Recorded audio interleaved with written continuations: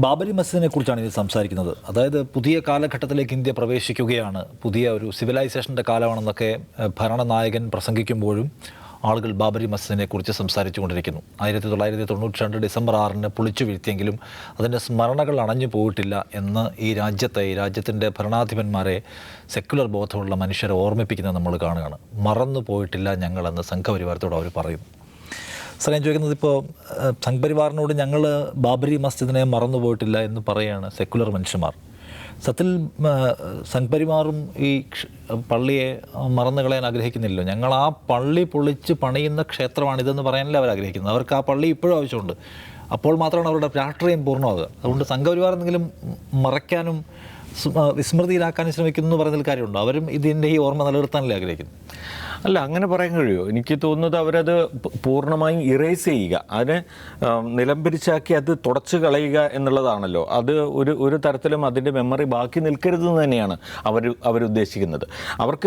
അവരെ സംബന്ധിച്ചിടത്തോളം അവിടെ ഒരു 1528 പണിത ഈ ബാബർ പണിതു എന്ന് പറയുന്ന പള്ളിക്കകത്ത് അല്ലെങ്കിൽ അവിടെ രാമക്ഷേത്രം ഉണ്ടായിരുന്നു എന്നുള്ളതാണല്ലോ. ആ രാമക്ഷേത്രത്തെ റിവൈവ് ചെയ്യുക എന്നുള്ളതാണല്ലോ അവർ ചെയ്യുന്നത്. അപ്പോൾ അതുകൊണ്ട് ബാബരി മസ്ജിദിൻ്റെ കാലഘട്ടം മേ ബി ഫ്രം 1528 അത് മുതൽ 992 വരെയുള്ള കാലഘട്ടത്തെ തുടച്ചു നീക്കുക എന്ന് തന്നെയാണ് അവർ ചെയ്യുന്നത്. അപ്പോഴാണ് ഇത് ഓർമ്മയുടെ സമരമായി തിരിച്ചു വരുന്നത് എന്നതാണ് നമ്മൾ കാണേണ്ടത്. ബാബരി മസ്ജിദിൻ്റെ കാര്യത്തിൽ ഞാനൊരു കഥ എഴുതിയിരുന്നു. ബാബരി മസ്ജിദിൽ പക്ഷികൾ അണയുന്നു എന്നൊരു കഥയിൽ ഞാൻ കൊണ്ടുവന്ന ഒരു എൻ്റെ ഭാവനയിൽ നിന്ന് ഉരുത്തിരിഞ്ഞൊരു ആശയം എന്നത്, അത് തകർന്നിട്ടില്ല എന്ന തോന്നലുള്ള ഒരു വ്യക്തി, കേരളത്തിൽ നിന്നുള്ളൊരു വ്യക്തി അത് തകർന്നിട്ടുണ്ടാവില്ല എന്ന പ്രതീക്ഷയോടുകൂടി അങ്ങോട്ട് യാത്ര പുറപ്പെടുകയാണ്.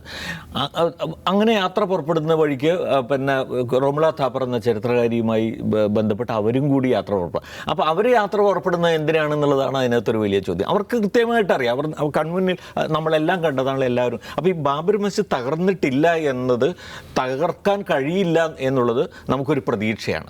ആ പ്രതീക്ഷയാണ് അവരെ നടത്തുന്നത്. അപ്പോൾ അതുകൊണ്ടാണ് അവരങ്ങോട്ട് പോയി നോക്കാം എന്ന് വിചാരിക്കുന്നത്. അപ്പോൾ ഞാൻ മനസ്സിൽ കാണുന്ന ഒരു സംഗതി അതാണ്. അതില്ല, ഫിസിക്കലി അതവിടെ ഇല്ല, പക്ഷേ അതുണ്ട്. അതിനെ തുടച്ചു നീക്കാൻ കഴിയില്ല എന്നുള്ളത് തന്നെയാണ്. അപ്പോൾ ബാബരി മസ്ജിദ് എന്തുകൊണ്ടാണ് അങ്ങനെ ഇന്ത്യൻ സെക്യുലറിസത്തിൻ്റെ ഒരു ചിഹ്നമായി ഇപ്പോഴും നിലകൊള്ളുന്നത്? അതൊരു പ്രധാനപ്പെട്ടത്. നമുക്ക് വേറെ ഒരുപാട് പള്ളികളുണ്ട്, എല്ലാം ഉണ്ടാവും. പക്ഷേ മുഗൾ രാജാക്കന്മാരുടെ കാലത്ത് ആ രാഷ്ട്ര സ്ഥാപകൻ തന്നെയായ ബാബർ പണിത ഒരു പള്ളിക്ക് അങ്ങനെ ഒരു ചരിത്ര പ്രാധാന്യം കൂടി വരുന്നത് ആ കാലഘട്ടത്തോട് ഉള്ള പിന്നീട് വന്ന ഇപ്പോൾ പിന്നെ ഈ മറാഠ സെൻസ് ഉപയോഗിച്ച് അതിന് നേരെ എതിരായി ഉണ്ടായിട്ടുള്ള അറ്റാക്കുകളോടും മുഴുവനും എതിരായിട്ടുള്ളൊരു ചെറുത്തുനിൽപ്പ് എന്ന നിലയിലാണ്. അതിനോടുള്ള ചെറുത്തുനിൽപ്പ് ഇന്ത്യയിൽ മുസ്ലിങ്ങൾക്കെതിരായി വളർന്നു വരുന്ന വിദ്വേഷത്തിനെതിരായ ചെറുത്തുനിൽപ്പാണ്. അപ്പോൾ അതുകൊണ്ടാണ് അത് ഏറ്റവും പ്രസക്തമായി തീരുന്നത്. അപ്പോൾ ബാബരി മസ്ജിദിന് കീഴെ അമ്പലമുണ്ടായിരുന്നു എന്ന നിലയിൽ ഇപ്പോൾ വിശ്വസിക്കുന്ന ആളുകളുണ്ട്. സുപ്രീം കോടതി അത് തീരുമാനിച്ചു. സുപ്രീം കോടതി കണ്ടെത്തി അതിൻ്റെ താഴെ 16-ാം നൂറ്റാണ്ടിൽ പണിതത് പിന്നെ ഈ ഒരു അമ്പലം പൊളിച്ചിട്ടാണ് പണിതത്. അതുകൊണ്ടാണ് സുപ്രീം കോടതി ഇപ്പോൾ അവിടെ വീണ്ടും ക്ഷേത്രം പിന്നെ പണിയാൻ അനുവദിച്ചത് എന്ന് വിചാരിക്കുന്ന നിഷ്കളങ്കരുണ്ട്, വിവരമില്ലാത്തവരുണ്ട്. യഥാർത്ഥത്തിൽ സുപ്രീം കോടതി പറഞ്ഞത് എന്താണ്? സുപ്രീം കോടതി പറഞ്ഞത് ഒരു കാരണവശാലും അത് സ്ഥാപിക്കാൻ കഴിഞ്ഞിട്ടില്ല. മാത്രമല്ല, അവിടെ ഉണ്ടായ ഒരു ആരാധനാലയം പൊളിച്ചു കളഞ്ഞത് ഇന്ത്യയുടെ ആത്മാവിനേറ്റ മുറിവാണ് എന്ന നിലയിൽ തന്നെയാണ് സുപ്രീം കോടതി പറഞ്ഞിട്ടുള്ളത്. എന്നിട്ടും അവിടെ ക്ഷേത്രം പണിയാൻ അനുവദിച്ചുകൊണ്ടുള്ള ഒരു തീരുമാനത്തിലേക്ക് വന്നതാണ് നമ്മളീ കാണുന്ന വൈപരീത്യം എന്ന് പറയുന്നത്. നമുക്കത് ഇനിയും ഉൾക്കൊള്ളാൻ കഴിഞ്ഞിട്ടില്ലാത്ത പിന്നെ ഒരു വിധിയാണത്.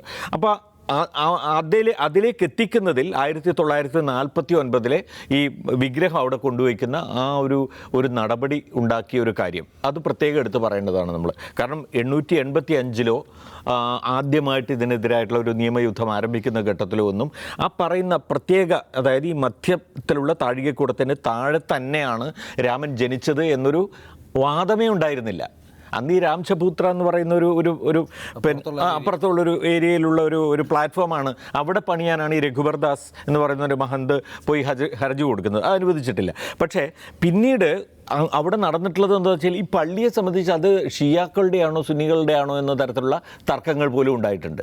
അങ്ങനെയുള്ള തർക്കങ്ങൾ പിന്നെ കോടതികളിലെത്തിയ ചരിത്രമുണ്ട്. പക്ഷേ ഇത് ബാബരി മസ്ജിദ് നിൽക്കുന്ന സ്ഥലത്താണ് രാമൻ ജനിച്ചത് എന്ന പേരിൽ തർക്കം ഉയർന്നു വന്നിട്ടില്ല ഏതുവരെ 1949 ഈ ഡിസംബർ 22 വരെ. അപ്പോൾ അത് സംഭവിച്ചതിന് ശേഷമാണ് യഥാർത്ഥത്തിൽ ഇതൊരു പൊളിറ്റിക്കൽ പ്രോജക്റ്റായി കൊണ്ടുവരികയും അങ്ങനെ പിന്നെ ബാബരി മസ്ജിദ് തകർക്കുക എന്നൊരു ആശയത്തിലേക്ക് പോവുകയും ചെയ്ത് യഥാർത്ഥത്തിൽ പിന്നെ നേരത്തെ അജിംസ് ഇവിടെ പറഞ്ഞ പോലെ ഈ ബാബരി മസ്ജിദിൻ്റെ തകർച്ച എന്ന് പറയുന്നത് അത് നമുക്ക് ഒരുപക്ഷെ സ്വാതന്ത്ര്യം നേടിയെടുത്തതിന് പിന്നാലെ മഹാത്മാഗാന്ധി കൊല്ലപ്പെട്ടതിന് ശേഷം വെടിയേറ്റ് മരിച്ചതിന് ശേഷം അല്ലെങ്കിൽ വെടിവെച്ച് കൊന്നതിന് ശേഷമുള്ള ആദ്യത്തെ ഒരു കറുത്ത ദിനമെന്ന് നമുക്ക് പറയാം. നമ്മളെ സംബന്ധിച്ചിടത്തോളം ദേശീയ തലത്തിൽ നമ്മളെ ഏറ്റവും അധികം ആശങ്കയിലാഴ്ത്തിയ ഒരു ദിനം, സമാനമായൊരു ദിനമാണ് അവിടെ അതേ സ്ഥലത്ത് രാമക്ഷേത്രം ഉയർന്നു വന്നുകൊണ്ട് അവിടെ ഈ പ്രാണപ്രതിഷ്ഠ നടക്കുന്ന ഈ ജനുവരി 22 എന്ന് തന്നെയാണ് ഞാൻ വിചാരിക്കുന്നത്. ഓക്കെ, അജിംസ്, ഇപ്പം ബാബറി മസ്ജിദിനെ കുറിച്ച് ഈ ഇത്ര വർഷങ്ങൾക്ക് ശേഷം വീണ്ടും മനുഷ്യരെ ഓർമ്മിപ്പിക്കുക എന്നതുകൊണ്ട് അത് സംഖ്യയിലുണ്ടാക്കുന്ന റിഫ്ലക്ഷൻ എന്താണ്? അത് ഇനി ഒരു പള്ളി പൊളിക്കൽ ഒരു ടഫ് പ്രോസസ് ആയിരിക്കും എന്നാണോ അവർ വിചാരിക്കുക? അതോ പള്ളികൾ പൊളിക്കുകയും ക്ഷേത്രങ്ങൾ ഉണ്ടാക്കുകയും അതിന് നിയമാനുസൃതമാക്കുകയും ചെയ്യുന്ന കാര്യങ്ങൾ നമുക്ക് എളുപ്പമായി എന്നുള്ള കോൺഫിഡൻസ് ആണോ അവർക്ക് ഈ ദിവസം കൂടുന്നത്? അല്ല, ഈ ബാബരി മസ്ജിദിനെ ഓർത്തത് ആരാണ്? കേരളത്തിലും തമിഴ്നാട്ടിലുമാണ്. വേറെ ഇന്ത്യയിൽ എവിടെയും ബാബരി മസ്ജിദിനെ ആരും ഓർക്കുന്നില്ല, ഓർക്കാൻ ഇഷ്ടപ്പെടുന്നില്ല. അതിൻ്റെ കാരണം വെച്ചാൽ പ്രതിപക്ഷം രാഷ്ട്രീയമായി നോക്കുകയാണെങ്കിൽ പ്രതിപക്ഷം ബാബരി മസ്ജിദിനെ ഓർക്കാൻ ഇഷ്ടപ്പെടുന്നുണ്ടോ? എനിക്ക് തോന്നുന്നില്ല. ഇല്ല. കോൺഗ്രസ് ഈ വിഷയം ആളുകൾ മറന്നുപോയെങ്കിൽ എന്ന് പ്രാർത്ഥിക്കുകയാണ്. അതായത് ബാബരി മസ്ജിദും രാമജന്മഭൂമിയൊക്കെ ഒന്ന് മറന്നുപോയെങ്കിൽ എന്നാണ് അവർ പ്രാർത്ഥിക്കുന്നത്. കാരണം അതിൽ കോൺഗ്രസിന് നിർണായകമായ റോളുണ്ടല്ലോ. ബാബരി മസ്ജിദിൻ്റെ തകർച്ചയിൽ കോൺഗ്രസിന് നിർണായകമായ റോളുണ്ട്. അത് രാജീവ് ഗാന്ധിക്ക് പ്രധാനപ്പെട്ട റോളുണ്ട്. അപ്പോൾ അങ്ങനെ റോളുള്ള ഒരു സംഭവത്തിൽ അവരത് ഓർക്കാൻ ആഗ്രഹിക്കുന്നില്ല. പക്ഷെ ബാബരി മസ്ജിദിൻ്റെ പ്രശ്നം എന്ന് വെച്ചാൽ പ്രമോദ് സാർ പറഞ്ഞല്ലോ, അത് രാമജന്മഭൂമിയാണ് എന്ന്, അയോധ്യ രാമജന്മഭൂമിയാണെന്നുള്ളതിൽ തർക്കമൊന്നുമില്ല. അയോധ്യയിലാണ് ജനിച്ചതെന്ന് ഇതിഹാസത്തിൽ എഴുതിയിട്ടുണ്ട്. ഓക്കെ, അവിടെ വേറെയും രാമക്ഷേത്രങ്ങളുണ്ട്, നമ്മളത് മറക്കരുത്. അയോധ്യ എന്ന് പറഞ്ഞ നഗരത്തിൽ ഒരുപാട് രാമക്ഷേത്രങ്ങളുണ്ട്. ആ രാമക്ഷേത്രങ്ങളൊക്കെ ഇവിടെയാണ് രാമൻ ജനിച്ചതെന്ന് സ്വയം വാദിക്കുകയാണ്. അതോടൊപ്പമാണ് എന്ത് ചെയ്യുന്നത്, ഈ ഒരു പച്ചക്കള്ളം, അതിനങ്ങനെ തന്നെ പറയണം, ഈ ബാബരി മസ്ജിദിൻ്റെ അടിയിൽ ഒരു ക്ഷേത്രമുണ്ട്, അത് പൊളിച്ചിട്ടാണ് അവിടെ ഒരു പച്ചക്കള്ളം ക്രിയേറ്റ് ചെയ്ത് പ്രചരിപ്പിച്ച് ഇങ്ങനൊരു വലിയ പൊളിറ്റിക്കൽ പ്രൊജക്റ്റിലേക്ക് നീങ്ങിയത്. അപ്പോൾ അവിടെ എന്താണ്, അങ്ങനൊരു നുണ ഇങ്ങനെ ആവർത്തിച്ച് നുണ പറയുകയാണ്.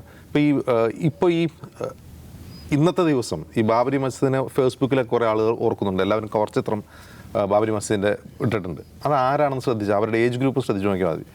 അതായത് 1992 ഡിസംബർ 6-ാം തീയതി തകർക്കുമ്പോൾ പത്രം വായിച്ചുകൊണ്ടിരുന്ന ആളുകൾ, അന്ന് പത്രമൊക്കെ വായിക്കുന്ന അല്ലെങ്കിൽ ടെലിവിഷനിൽ വാർത്ത കാണുന്ന ആളുകളാണ് ഇത് ചെയ്യുന്നത്. അതേസമയം 2000-ന് ശേഷം ജനിച്ച കുട്ടികളെ സംബന്ധിച്ച്, അതായത് ഇപ്പോൾ ഒരു 20 വയസ്സിനും 30 വയസ്സിനിടയ്ക്കുള്ള കുട്ടികളെ സംബന്ധിച്ച് അവർക്കിതൊരു ഇമോഷണൽ വിഷയമേ അല്ല. ബാബരി മസ്ജിദ് തകർത്തത് അത് ജാതി മത ഭേദമന്യേ കേരളത്തിലും തമിഴ്നാട്ടിലൊക്കെ കുട്ടികളെ സംബന്ധിച്ച് അതൊരു ഇമോഷണൽ പ്രശ്നമാണ്. കാരണം അവരതൊന്നും കണ്ടിട്ടില്ല. ഇപ്പോൾ രാം കെ നാം കാണുമ്പോൾ നമുക്ക് ഒരു ഇമോഷണൽ പ്രശ്നം ഉണ്ടാകുന്നത് എന്തുകൊണ്ടാണ്? നമുക്ക് പെട്ടെന്നൊരു പഴയ കാലത്തേക്ക് നമ്മൾ പോവുകയാണ്. ആ സമയം നമുക്ക് പെട്ടെന്ന് ഓർമ്മ വരുന്നതുകൊണ്ടാണ്. ഇന്നത്തെ കുട്ടികൾക്ക് അത് കണ്ടാലും ഒന്നും തോന്നില്ല. ബാബരി മസ്ജിദ് പൊളിച്ചതിനെ പറ്റി ഒരു ഇമോഷണൽ പ്രശ്നമല്ല. അപ്പോൾ ആ ഇമോഷണൽ പ്രശ്നമല്ലാത്തവരുടെ മുമ്പിലേക്കാണ് ഒരു പച്ചക്കള്ളം വീണ്ടും ഇവർ ആവർത്തിക്കുന്നത്. സുപ്രീം കോടതി ഇങ്ങനെ പറഞ്ഞിട്ടുണ്ട് എന്ന് പറഞ്ഞ് ആവർത്തിക്കുന്നത്. അതിപ്പോഴും ഈ ഫേസ്ബുക്ക് ഗ്രൂപ്പുകളിലും മറ്റും എല്ലായിടത്തും നിരന്തരം കാണാൻ പറ്റും. ഇവരിങ്ങനെ നിരന്തരം കോടതി ഉത്തരവിലെ ഈ പ്രോസിക്യൂഷൻ്റെ വാദമൊക്കെ ഉദ്ധരിക്കുമല്ലോ, ഈ കക്ഷികളുടെ വാദം ഉദ്ധരിക്കും. ഏത് ഇപ്പോൾ രാമക്ഷേത്രത്തിന് അനുകൂലമായി വാദിക്കുന്നവരെ ഹർജിക്കാരുടെ വാദം കോടതി കോട്ട് ചെയ്യും, ഇങ്ങനെ പറഞ്ഞു എന്നുണ്ട്. അതൊക്കെ കട്ട് ചെയ്തിട്ട് അവിടെ ക്ഷേത്രമുണ്ട് എന്ന് പറഞ്ഞിട്ട് ഇങ്ങനെ വാട്സപ്പിൽ പ്രചരിപ്പിക്കുകയാണ്. അപ്പോൾ ഫേസ്ബുക്കിൽ അതുണ്ടെങ്കിൽ അതിൻ്റെ എത്ര മൾട്ടി ഡയമെൻഷനലായിട്ട് അത് വാട്സപ്പിൽ വരുന്നുണ്ടാവും. അപ്പോൾ ഈ സാധാരണക്കാരായ മനുഷ്യർ ഇപ്പോൾ 92-ൽ എല്ലാവരും പത്രം വായിക്കും, ടെലിവിഷൻ കാണുകയൊന്നും ചെയ്യുന്നില്ല. അപ്പോൾ എവിടെയോ ഒരു പള്ളി പൊളിച്ചു എന്നൊക്കെ കേട്ടിട്ടുള്ള ഒരു സാധാരണ ഒരു ഹിന്ദു മതവിശ്വാസി എവിടെയോ ഒരു പള്ളി പൊളിച്ചു എന്ന് അയാൾക്ക് അറിയുള്ളൂ. അയാളുടെ മുമ്പിലേക്ക് പറയുകയാണ് അവിടെ പണ്ട് രാമക്ഷേത്രം ഉണ്ടായിരുന്നു, അത് പൊളിച്ചാണ് ബാബരി മസ്ജിദ് പണിതത് എന്ന് ഇന്ന് വാട്സപ്പിലൂടെ, അന്ന് പത്രം വായിക്കാത്ത ആൾ ഇന്ന് വാട്സപ്പ് കാണുന്നുണ്ട്. അയാളുടെ മുമ്പിലേക്ക് ഈ സാധനം കൊടുക്കുമ്പോൾ ശരിയായിരിക്കും എന്ന് വിശ്വസിക്കുന്ന നിഷ്കളങ്കരായ ഹിന്ദു മതവിശ്വാസികൾ കേരളത്തിലുണ്ട്. ആ നിഷ്കളങ്കരായ ഹിന്ദു മതവിശ്വാസികളിൽ ബഹുഭൂരിഭാഗം പേരും ഇന്ന് അവിടെ ആ രാമക്ഷേത്രം പണിയുന്നതിൽ ആഹ്ലാദരേഖത്താൽ ഭക്തി നിർഭരരായി നിൽക്കുന്ന മനുഷ്യരുമുണ്ട്. നമ്മൾ അവരെയും കാണാതിരുന്നുകൂടാ. അപ്പോൾ കേരളം ഒറ്റക്കെട്ടായി ഈ പറയുന്നൊരു സംഭവത്തെ നിലപാട് സ്വീകരിച്ചെന്നൊക്കെ പറയുമ്പോൾ തന്നെ ഒരുപക്ഷെ BJPക്ക് വോട്ട് ചെയ്യാത്ത, കോൺഗ്രസിനോ CPM-നോ വോട്ട് ചെയ്യുന്ന ആളുകൾ പലരും എനിക്ക് വ്യക്തിപരമായിട്ട് തന്നെ അറിയാം. പലരും ഇക്കാര്യത്തിൽ അവിടെ ആ ഒരു ക്ഷേത്രം വന്ന് നന്നായി, രാമനൊരു ക്ഷേത്രം ഉണ്ടായല്ലോ, അവിടെ പണ്ട് ക്ഷേത്രം പൊളിച്ചിട്ടാണല്ലോ പള്ളി പണിതത് എന്നൊക്കെ നിഷ്കളങ്കരായി വിശ്വസിക്കുന്ന ആളുകളുണ്ട്. അപ്പോൾ ആ ആളുകളെ കൂടി കാണാതെ ഈ നമ്മളെന്താണ് ഫേസ്ബുക്കിൽ നമ്മൾ കാണുന്ന ഈ ബാബരി മസ്ജിദിൻ്റെ പ്രകടനം, ആ പ്രകടനത്തിൽ അർത്ഥമുണ്ടെന്ന് എനിക്ക് തോന്നുന്നില്ല. അപ്പോൾ ഇതൊരു പ്രശ്നം എന്ന് വെച്ചാൽ ഈ പച്ചക്കള്ളം സത്യമായിട്ട് അവതരിപ്പിച്ചുകൊണ്ടേയിരിക്കുകയാണ്. അപ്പോൾ ഇത് നമ്മളെല്ലാവരും എന്താണ് മലയാളികളുടെ വേറൊരു പ്രശ്നമുണ്ട് ഈ കാര്യത്തിൽ.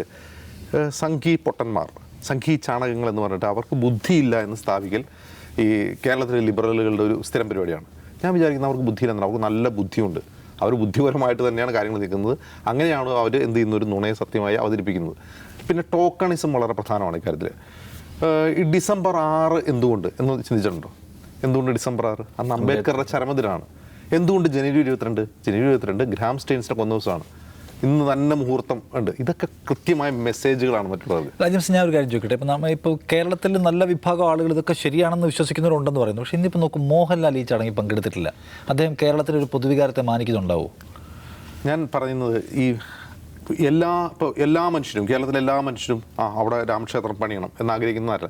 ആളുകൾക്ക് പല പ്രശ്നങ്ങളുണ്ടെന്നേ. ഇപ്പം ഞാനിപ്പോൾ ഒരു ബിലീവറാണ്, ഞാനൊരു വിശ്വാസിയാണ്. എനിക്കൊരു പള്ളി പണിയുന്നത് എനിക്കൊരു ഇമോഷണൽ ആവും, അല്ലെങ്കിൽ പള്ളി അതിനപ്പുറം മനുഷ്യർക്ക് വേറെ പ്രശ്നങ്ങളുണ്ട്. മനുഷ്യർ ഡേ ടു ഡേ ഒരുപാട് പ്രശ്നങ്ങളിലാണ്.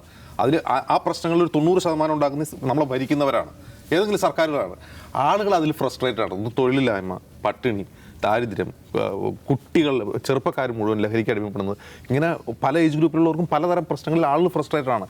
അവരെ കൊണ്ടുപോയിട്ട് എത്ര ദിവസം ഈ ഭക്തി, അമ്പലം, മതം എന്നൊക്കെ പറഞ്ഞ് എത്ര നേരം അവരെ ഒരു യൂഫോറിയയിലാക്കാൻ കഴിയില്ല. നമ്മൾ വിചാരിക്കും ഇതൊക്കെ എല്ലാം ഈ ടെലിവിഷൻ ചാനലും സോഷ്യൽ മീഡിയയും കാണുമ്പോൾ ഇത് മൊത്തം നശിച്ചു, തകർന്നു, ഇതെല്ലാം അങ്ങനെയായി മാറി, നാളെ ഹിന്ദുരാഷ്ട്രമായി പ്രഖ്യാപിക്കും. ഇതിനപ്പുറം നമ്മൾ ചുമ്മാ വെറുതെ വീട്ടിൽ നിന്ന് പുറത്തേക്ക് ഇറങ്ങിയിട്ട് ആളുകളോട് സംസാരിച്ച് നോക്കുക. ആളുകളോട് സംസാരിക്കുമ്പോൾ നമുക്കൊരു മിക്സഡ് ആയിട്ടുള്ളൊരു ഒപ്പീനിയനാണ് കിട്ടുക. ഇപ്പോൾ മോഹൻലാൽ എന്തുകൊണ്ടാണ് പോകാത്തത്?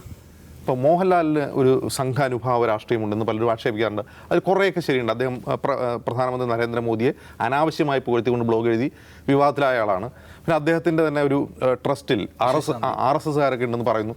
ചിലപ്പോൾ ഉണ്ടാവും, അദ്ദേഹം ചിലപ്പോൾ അങ്ങനെ ഒരു അനുഭവമുള്ള ആളായിരിക്കും. എന്നിട്ട് പോലും കേരളത്തിൽ അദ്ദേഹം എന്ത് ചെയ്യുന്നില്ല, പോകണ്ട എന്ന് തീരുമാനിക്കുകയാണ്. എന്തുകൊണ്ടാണ്? ഒന്ന്, അദ്ദേഹത്തിന് സിനിമ ഇറങ്ങാൻ പോകണം, മലക്കോട്ടെ വാലിബൻ. 2, മോഹൻലാലിന് ഇപ്പോൾ അങ്ങനെയാണെങ്കിൽ പോലും അദ്ദേഹം പച്ചയ്ക്ക് വർഗീയത പറയുകയോ വിഭാഗീയത സൃഷ്ടിക്കുന്ന രീതിയിൽ എന്തെങ്കിലും പ്രസ്താവന നടത്തിയിരുന്ന ആളല്ല. അതേസമയം ഈ മതവികാരത്തെ സിനിമയ്ക്ക് വേണ്ടി ഉപയോഗിക്കുന്ന വേറൊരു സ്റ്റാറുണ്ട്, സമാജം സ്റ്റാറുണ്ട്. അവിടെയാണ് മോഹൻലാൽ വ്യതിരിക്തനാവുന്നത്. അദ്ദേഹം അത് ചെയ്യുന്നില്ല എന്ന് തീരുമാനിക്കുന്നത് കേരളത്തിൻ്റെ ഒരു മെൻറ്റാലിറ്റി ഇതല്ല എന്ന് വിശ്വസിച്ചുകൊണ്ടാണ്. അപ്പോൾ ഞാൻ വീണ്ടും ആവർത്തിച്ച് പറഞ്ഞതെന്ന് വെച്ചാൽ, നമ്മൾ ഈ മീഡിയയിൽ വരുന്ന ഈ പറയുന്ന ആഘോഷം കണ്ടിട്ട് നിരാശരായി എല്ലാം പോയി അടുത്ത വർഷം ഇത് ഹിന്ദുരാഷ്ട്രമായി പ്രഖ്യാപിക്കും, അങ്ങനെ ചിന്തിക്കുന്നത് നമ്മൾ കുറച്ചുകൂടി പോസിറ്റീവായിട്ട് സംസാരിച്ചുകൊണ്ടേയിരിക്കുക, ഇതിനെക്കുറിച്ച് സംസാരിച്ചുകൊണ്ടിരിക്കുക എന്നുള്ളതാണ് നമുക്ക് ചെയ്യാനുള്ളത്. ശരി, അതിനകത്ത് വിയോജിപ്പിൻ്റെ, പ്രതിരോധത്തിൻ്റെ ശബ്ദങ്ങൾ ഉയർത്തിക്കൊണ്ടേയിരിക്കുക എന്നതാണ് ജനാധിപത്യത്തിൽ ചെയ്യാനുള്ള ഒരു സംഗതി.